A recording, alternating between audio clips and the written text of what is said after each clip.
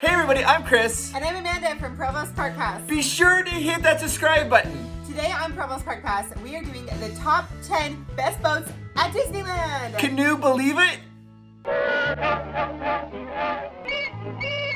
Number 10 is Finding Nemo's Submarine Voyage. That's right. I said that wrong. It sounded a little weird. Let me try it again. Finding Nemo's Submarine Voyage.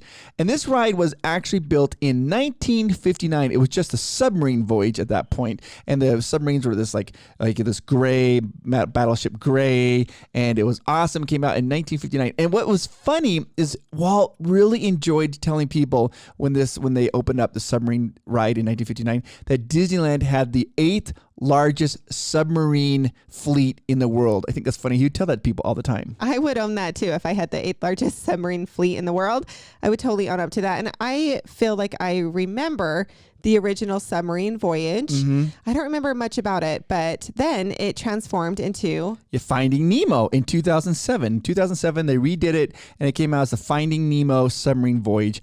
And it's really fun. Now, here's some cool things about the ride that you might not be aware of. Did you realize, you see all that beautiful coral underneath? Well, that's not real coral, obviously. It's glass made to look like coral. And the reason Disney Imagineers use glass is because it lasts a really long time underwater.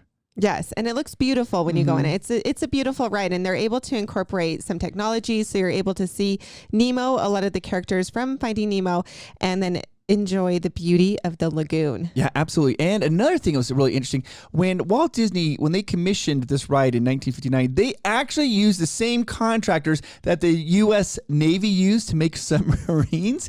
And so they said, hey, can you help us make some submarines? So this contractor made these real submarines. And in 2003, when they're redoing the ride for 2007, they were checking the submarines and seeing like their integrity, how good the hulls were. And they realized these submarines, their lives can go for another 40 to 50 years because they were built so well. So they are real submarines. You're able to go into a real submarine at Disneyland, which is so fun. It's more than just a ride if you're able to look at that historical aspect to it and what really went in to create this attraction. And for those of you, if you've never maybe ridden it, you have to climb down into a submarine and you're sitting in a little chair and you look out these little port windows and you go through. Now, for some people maybe who have disability or if you're claustrophobic, because it is tight. Yes, I was going to mention if you are claustrophobic or if you have mobility issues, there is still a way to experience this attraction. It's called the observation deck. And all you have to do is just tell the cast member at the entrance, they say, hey, we'd like to go on the observation deck, and they'll take you there. It's air conditioning. It's nice. You get to sit in a nice open room, and you get to watch a video exactly as what you'd see if you were on the ride. Yes. Yes. Perfect. It's perfect. All right. If you've never been on this ride, there's no height requirement to go on the ride. So it's great for families, great for little kids. We took Miles on it when he was really little, and he loved looking out the little window. Not too scary. There are a couple moments where it's a little bit more intense for kids, so keep that in mind. And it's located in Tomorrowland, which is kind of weird to think that you've got this Finding Nemo attraction in Tomorrowland, but it works, and it's kind of behind the Matterhorn. Yeah, absolutely. It's a lot of fun. Okay, so let's get on to number 9. Number 9 is Storybook Land Canal Boats. Yeah, now this is located in Fantasyland. And this is tucked kind of as you are heading out towards Small World, or if you're passing, depending on where you're going, if you're passing like the teacups, and you will probably see Monstro the whale before you see the boats for this ride. So when you see Monstro, you know that you're getting close for this ride. Absolutely. And this ride was an original ride. It opened on July 17th, 1955. And what this ride does is you get on these boats and it takes you through all the little stories from like different Disney movies. You got Aladdin, you got Cinderella, you've got Sleeping Beauty, you've got Snow White, Pinocchio, and it kind of goes along, and your little host or your guide on the boat, they sit there and tell you a little bit about each of these stories. It's a really fun, relaxing ride. Yes, and this is another great ride for kids. There's no height requirement. None at all. And it's a slow moving, relaxing boat. A cool thing that they sometimes let little kids do is they let them sit in the very front, the bow of the boat. Yeah. And so if you have a little kid and they're invited to do that, they can sit in the front. Now this gives me a little bit of mom anxiety. I'm Oh, usually my goodness. holding on to Miles' shirt. I've got a tight grip on his shirt when he's sitting up there. If you sit in the bow, sit on the bow. You have to sit cross-legged. You can sit right there and enjoy the ride. Now, what's interesting about this ride, because the only thing that you can really see from this ride is when you're walking around at Disneyland is Monstro, the giant well. And this has caused a lot of children anxiety about riding this ride because it's such a fun ride for kids. But a lot of them see that giant well and they don't want to ride it because they're terrified. They don't want to go in Yes. the well. And I understand that. I kind of remember that same feeling as a kid, not really wanting to do that ride. But once you get in it, it's sweet and darling. And the boat guides are so kind. And they have like their script, right? They're telling their script. One of my very favorite things to do on the Storybook Land is at the end of the ride, your boat will pass another boat. It kind of goes by each other. And whenever we do that, we get all of our friends and we just start laughing really loud as we pass the other boat to make it look like our boat is having more fun than their boat. Yes, that's so much fun. It is. It's so fun because usually it stops. Even the tour guides, they'll stop to see what's going on. It's so much fun. Our boats are fun. So if you see us at Disneyland, say, hey, I want to ride Storybook Land Canal boats. You will not regret it. And we always have the best boats. Now, I heard that the boats are named after female Disney characters. So you've got Alice and Anna, Ariel, Aurora, Belle, Cinderella, Elsa, Merida, Moana, Mulan, Rapunzel, Snow White, Tinkerbell, and Wendy. Yeah, that's right. Every one of the boats is named after a female Disney character. I Super love cute. it. All right, let's move on to number 8. Now, this is kind of a hard one for me because I really wanted to put this at number 1, and Amanda would not let me put this at number 1, but it is one of my very favorite attractions at Disneyland, and that is the canoes. That's right, the Davy Crockett canoes. Yes, the Davy Crockett canoes, and these are so fun. I love them. The cast members at the canoes are amazing. I've met almost every one of them. They're funny, they're kind, they're great, and they make their attractions so much fun. Now, what's interesting about these canoes is you're not on a track. You are out there floating in a canoe, and it is man, woman, child power. You have to paddle in order to get the canoe going. No, I think that's one of the only attractions at Disneyland where you have to power it yourself. Usually you go, you sit in the ride, you sit back, relax, and let the ride do the work for you. This is where you have to do the work to ride. And it's a little bit of a workout. It's sometimes, a workout. Yeah, sometimes you get kind of tired. And the thing about the canoes, it's a seasonal attraction. So what that means is like if it's raining, they won't have the canoes going. And the canoes does not run after dark. So if you're going to do the canoes, you got to do it during the middle of the day. There's usually not a very long line. It is so fun. Now, the canoes opened on July 4th, 1956. And when it opened, it was originally called the Indian War Canoes.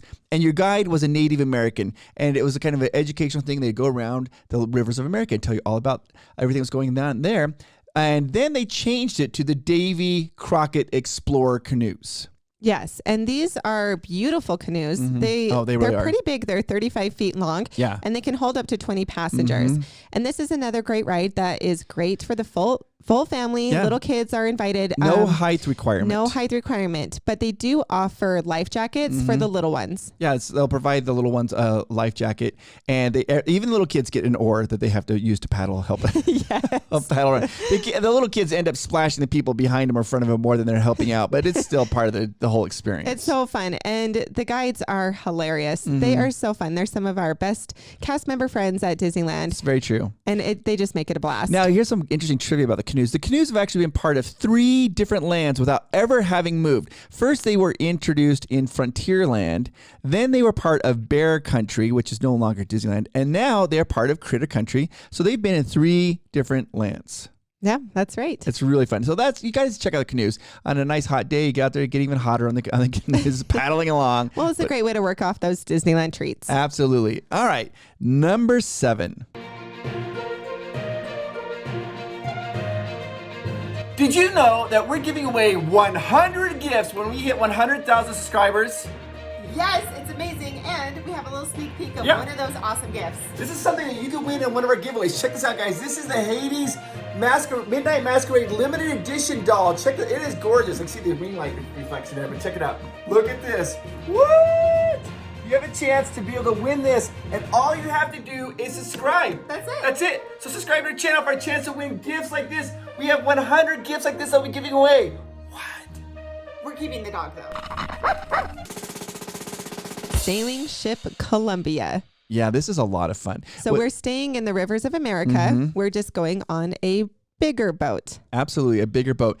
And this is great. This boat, I had not ridden this boat until I think 2 years ago. I just never rode it. Yes, I was the same. I had never been on it. Now, the sailing ship Columbia, it's a 3-mast sailor. Is that what they call it? A 3-mast ship. It's got 3 sail masts. I don't even know what they call it. But the 3-mast ship. And it's amazing because it's got an upper deck and a lower deck. And when you go down to the lower deck, it's like a museum. Yes, it's a museum, and they have interactive elements such as bellows and a fire. Really cool stuff. Yeah, and when you push on the bellows, it makes the fire get bigger and bigger. It's a lot of fun. It's really cool.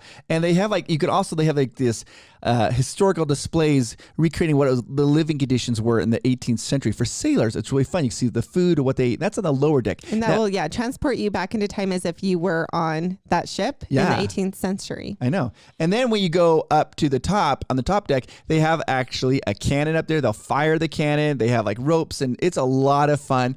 And it's just a great ship. And it's the fastest ship on the river, right? Yes, it's the fastest ship on the river. Can you believe it? Canoe. Sorry, you knew a canoe joke was going to happen at some point in there, but it really is it's the fastest ship on the river of America. If they open it up to Pell Mell, they're like, let's go just cruising along. It is the very fastest ship on the river. And in fact, you could see it when it's going really fast when they do Fantasmic at the end, and when it's Peter Pan and Captain Hook's ship. That is what they're using. That's why it's going so fast. And this one is on a track. So the canoes are trackless. They're real canoes out there floating in the river. And this is on a track. So it just goes the same way every time around the river. Absolutely. All right. So now we need to do a little bit of a hop, skip, and a jump right over into Disney California Adventure. I'm ready. I'm ready to hop, skip, and jump. Let's do a little hop, skip, and jump into Disney California Adventure for number 6. It is Grizzly River Rapids. I think it's a Grizzly River Run. Grizzly River Run, but we call it the Grizzly River Rapids because this is a rapids ride. This is a wild water ride. This one is not really made for the full family. You have to be 42 inches tall in order to ride this ride. Yes, and it's wild. Yeah, it's a circular raft that can hold up to 8 people, and you will get wet. And what's funny about this ride is during the summertime, the wait times get so long. You get up to almost like 90 minutes to 2 hours. Then if you go in like February, it's like 5 minutes. February at like 7 o'clock at night. Nobody wants to ride it. So it's like a 5-minute wait. And that's when you can find us on it, because we will sometimes wait until the very last ride of the day where we know that we can go back to our hotel and get warm, and we'll hop on the Grizzly River Run. If you haven't been on this ride, you are going to get wet. There's a high probability of getting wet on this ride. So that's why a lot of people don't want to ride it in February or January, because they're cold and they're like, I don't want to be cold during the day. So they just don't ride it. You can get ponchos at the gift shop if you want to try to stay dry. But this is a ride that even though you're going to get wet, it is so much fun. It's a lot of fun. It opened on February 8th, 2001. Now, these rides, a lot of different theme parks have these circular rapid rides, right? But Disney, you know how Disney is. They're not content with just having that. They're like, we have to have the best. So Disney actually invented a new thing. There are 2 drops where the raft goes down these giant hills, right?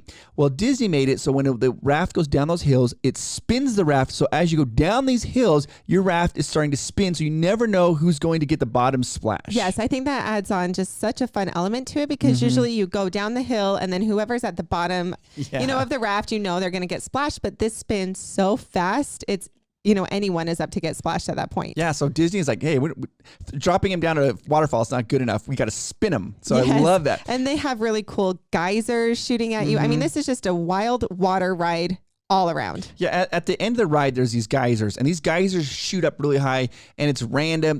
You can't pay money to push buttons like some other theme parks do. It's just random, and if it shoots and goes off by while you're there, you're in for it. I mean, all the water comes down on top of you. So there's a bunch of geysers.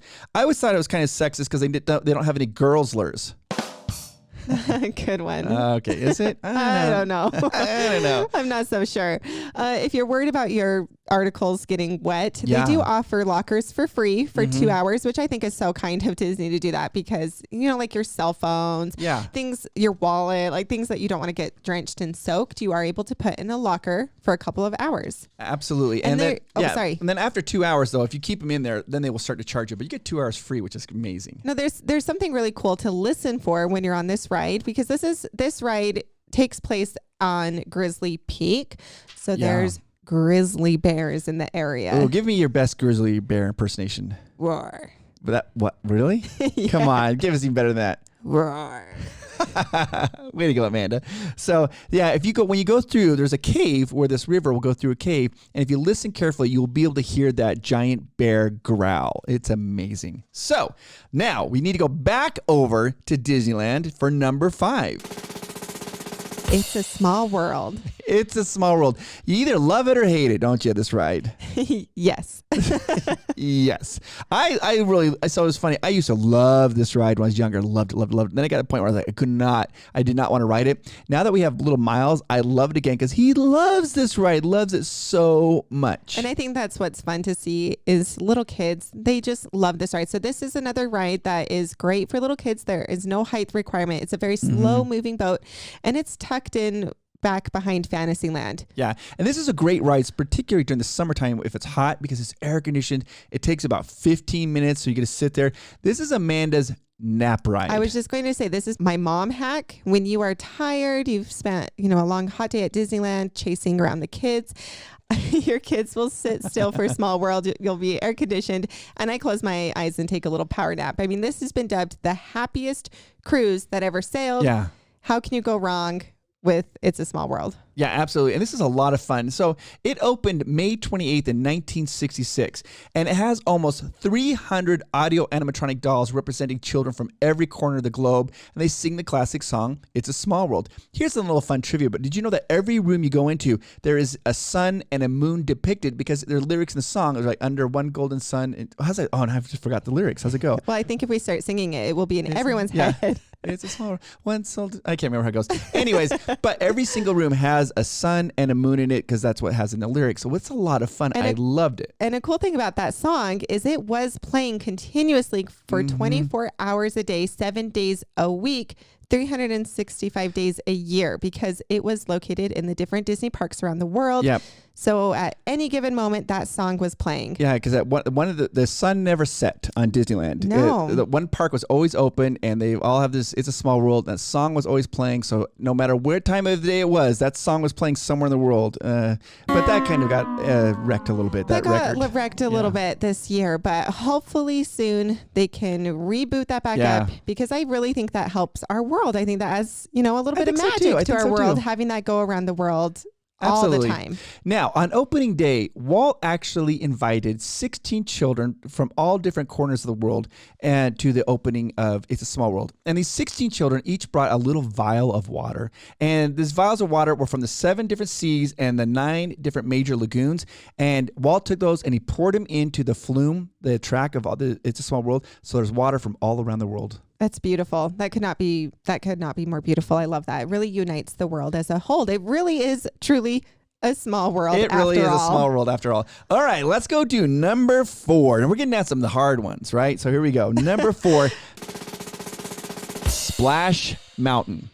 Now, Splash Mountain is located in Critter Country, and it is a classic ride. You're going to get wet on this ride, too. Yeah, Splash Mountain opened July 17th, 1989. Yeah, and what's interesting about July 17th, that was the opening day of Disneyland in 1955. Yeah, so the same day, July 17th, 1989, they opened up a Splash Mountain, and this ride is so fun. It has... Oh, sorry. You go ahead. This ride is actually the fastest boat ride. Yeah, absolutely. And it's not actually... It's the fastest ride in Disneyland. It's not just it's not the fastest boat ride. This is the fastest ride in all of Disneyland. It goes 40 miles per hour when you drop down that final hill. It's hauling. It's going really, really fast. And depending where you sit, you're going to pretty much guaranteed to get wet. Yes, this is another one that you need to prepare yourself to get wet. We sometimes wear ponchos on this ride. So because this boat ride is so fast, there is a height requirement for it. So it's not great for the whole family. You have to be 40 inches or taller to ride it. Once your kids are 40 inches or taller to ride it, it's a darling ride. It's not super scary. It doesn't have a lot of scary parts. And the drop is big and it is fast. But it's like a 5-story drop. Oh, yeah, 5-story. Yeah. But kids love it. And there are 100 talking, singing animatronic critters in this particular ride, 100 of them. A lot of them got started at an attraction called America Sings, and they just took them over and repurposed them for Splash Mountain. Now, we have a really cool video called Secrets Revealed of Voices of Disneyland. Our really good friend named Jess Harnell, he provides almost every single voice for Splash Mountain. I mean, like all of them. Like it's crazy. And we did this video where we rode Splash Mountain with him, and he's like, I did that one, I did that one, I did that one, I did that. He's pointing to all the different voices. He's an amazing voice actor. And it's basically, it's gonna be called Jess Mountain. Jess Mountain. I love that they call them animatronic critters. I think that's so cute because that's what they are. Yeah. They're little critters. You got Brer Fox, Brer Rabbit, Brer Bear, just the cute little critters.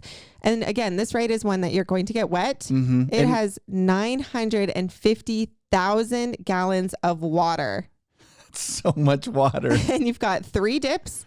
Which will probably get you wet on the little dips. Yes. And so what's really funny, if you're used to, this is one of my favorite is, we have a really good friend. His name is Jeff Zanini, and he knows everything there is to know about Walt Disney World, right? That he worked there, does everything. And he came and he rode the ride with us at Splash Mountain at Disneyland. And that second drop, when it goes down in the dark, he wasn't used to that one. He was used to Walt Disney World. And that one, a ton of water comes in on the right-hand side. Yes. And he was so wet, it just surprised him. You're going to get wet on this ride. You're going to get wet. So if you don't get wet on the 3 dips, you will get wet on the 5-story drop. Yeah. In the front row, you're going to get soaked. All right. So let's move on to number 3. Real fast before we move on to that one. Splash Mountain is actually being rethemed. So that will be rethemed soon. It won't be around forever. It's going to be rethemed to Princess and the Frog, which they are starting to create a storyline for that right now for that ride. Yeah, a lot of people are worried. They're like, well, Disneyland, when it reopens, will Splash Mountain still be open? Yes, it will still be open because they're not going to start retheming it until I think 2022. So you got some time. Yeah, that's a good question. And at Walt Disney World, it is open right now. So we've been able to ride Splash Mountain a bunch.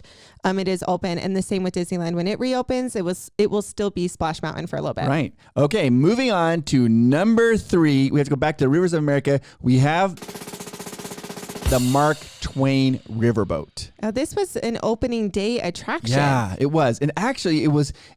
Some people consider it might be one of the very first rides to be operating because they opened it early and Walt had some friends and they rode it before the park even opened. Oh, so this was it. This kicked off the magic. Yes, it really did kick off the magic. It is a really fun ride. It's white. There's big, huge black smokestacks. It looks beautiful. It's just fun to look at. It's beautiful. Within the first couple of weeks of opening, though, it had a couple of problems. Oh my gosh, I love this story. So when Disneyland first opened up, you know how they have like ride capacity? Well, they didn't have that then. And this was, believe it or not, nowadays, a lot of people just walk by the Mark Twain Riverboat and they're like, I don't care. But when opening day, this was like a high e-ticket attraction. People wanted to ride it. So many people got on the boat. They estimated between 450 and 500 people got on the boat, and they all clambered up to the top of the deck, right? Now, the Mark Twain is on a track. I hate to ruin that illusion for you. It's on a track. And so many people got on top, and they all were leaning and waving goodbye that it started to tip over and got right off of the track and went and sailed up onto the embankment and stayed there. So after that, that's when they started coming up with those like traction limitations, like only you could have 250 people on this, or yeah. So that's so a lot of fun. Yeah, it's so smart, and it's a very beautiful boat. It looks very historic. Yep. They really modeled it after the historic vessels that ferried up and down the mighty Mississippi River. Yeah, it's 28 feet tall and 105 feet long, and it has 4 different decks. And there's even a pilot house where the captain goes, and sometimes you might be invited to go up in the pilot house. It's rare, but you might be able to go up there. Yeah, so this is a special experience. You can't ask to do this. The captain will choose a family or a single person or a group to be able to go up and pilot the Mark Twain. Yeah. And when you do that, it's a really great experience. You're able to really see everything that goes on, see how they're able to pilot the boat. And you get to sign your name in the captain's log, and they will keep that signature forever. Yeah, and if you want to see what the pilot house looks like, we have a secrets revealed to Mark Twain, and we show the inside of the captain's quarters and what the pilot house looks like. Now, also, some really cool things about this. The jazz great Louis Armstrong, he played on the riverboat. He actually played on the riverboat. I think, can you imagine, there's a little stage there. He was on stage playing jazz on the riverboat. That's just amazing. It's a little piece of a story right there. And this ride takes about 14 minutes to go around the river. Yes, a very relaxing, leisurely ride. This is another one that is great for the whole family. There is not a height requirement to go on this ride. No height requirement. All right, let's get down. We're down to our final 2, number 1 and number 2.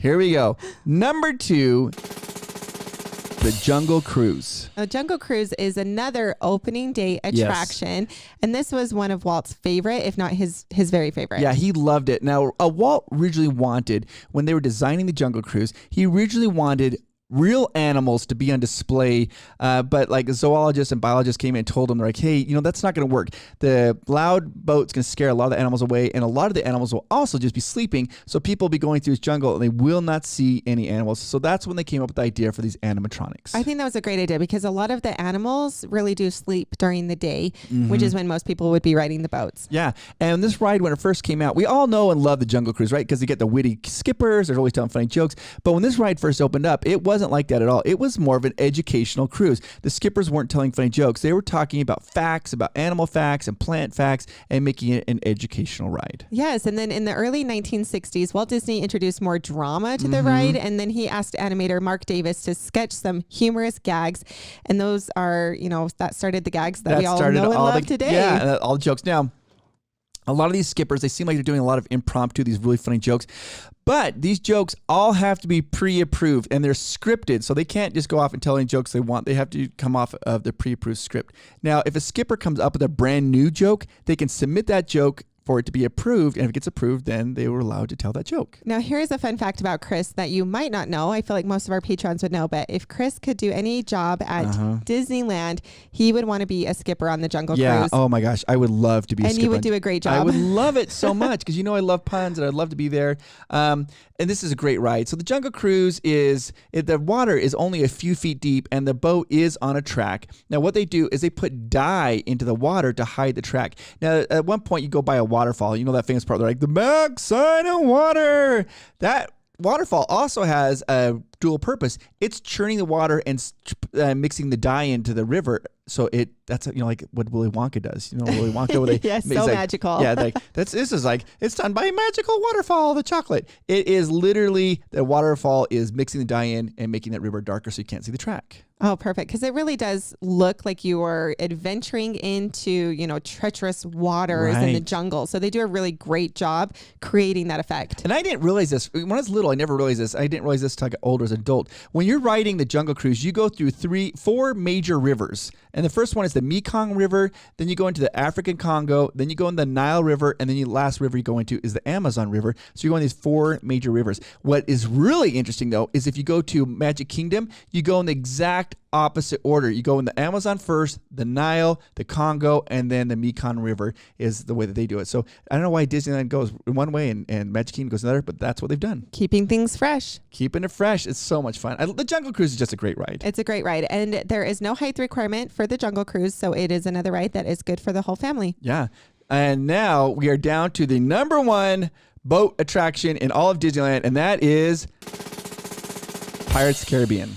Pirates of the Caribbean, a classic loved ride. Yeah, this ride is amazing. This actually was Miles, our son Miles' very first ride at Disneyland. He was only 6 weeks old when he rode it. And what happened, we went down to Disneyland, Amanda and I, when we had Miles with us, and we were with a bunch of our friends. I was with Thumbnail Dave and Jules, the girl with the passport tattoo, and a bunch of our other friends down there.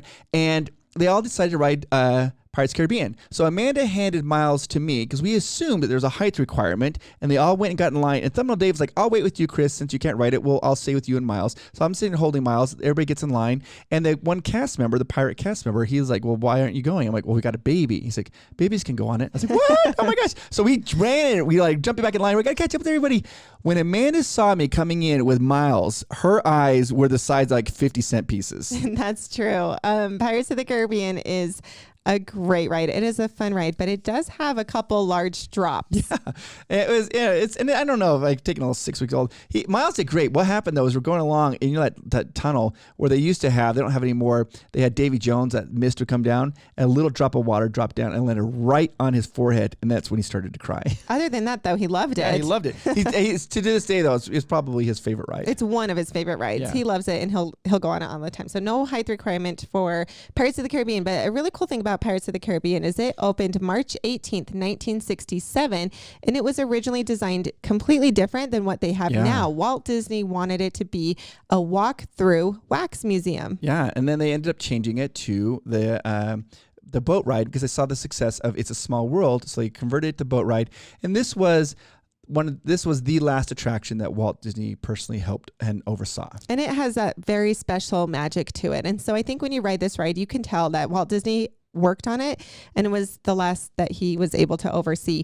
And it's become a classic. Yeah, and this was what they call a rewritable ride. It was the first attraction. This is what all theme parks strive for, right? They call it a rewritable ride, is they want you to ride it again, and then right when you get off, you're like, I gotta go ride it again. They added so many things in it, so many animatronics, and so many great things to look at, that once you get the ride, you want to ride it again because you want to keep looking around to see more things because you can't see it all the first time. It's a lot of fun. Now, here's a theory that what the theory is that you're going through the ride in reverse. You're going through the end of a life. So you start off the ride as a pirate who's dead, and then you're going through and you're getting younger and younger and younger. And you're going through the whole ride.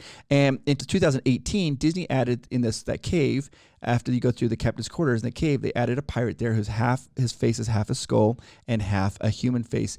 And that really seems to support that theory that you're going through a pirate's life backwards. Yes, and this is a ride that you're not going to get super wet on. There are some drops that kind of drop you into the scenes, but you're not going to get soaked on this. So you don't need to worry about your personal belongings, but you are able to see a lot of different scenes from, a pirate's life. Yeah, absolutely. Now, this ride is the most efficient ride really at Disney California Adventure as far as capacity riders. It can hold over 2,400 people per hour. This is pre-COVID numbers, obviously, and it's very efficient, and it's a lot of fun. It's such a great ride that I would never get tired of riding it. It's about 15 minutes long. It's had a lot of changes throughout the years. Yeah. One of them is the addition of Captain Jack Sparrow. You're able to now see him throughout the ride, and he's from the blockbuster hit movie series of Pirates of the Caribbean. Which is based on the ride. Which was based on the ride, which is awesome. So they added him into the ride, so you're able to see him. They've changed a few things with the auction.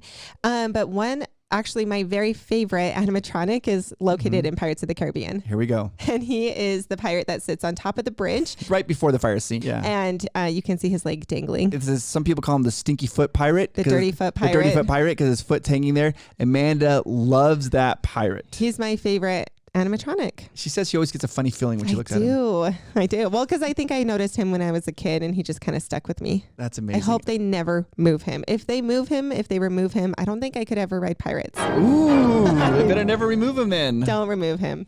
Make sure you click that subscribe button because we have so many cool videos coming out at Disney Parks, and it gives you a chance to win one of these awesome prizes from our big 100 gift giveaway. Yeah, we have all kinds of new videos coming up. We got secrets revealed videos. We're going to be going live. Hit that little bell notification. That way, when we go live, you will be notified. Plus, you're going to get a chance to win 100 of these amazing gifts. Oh!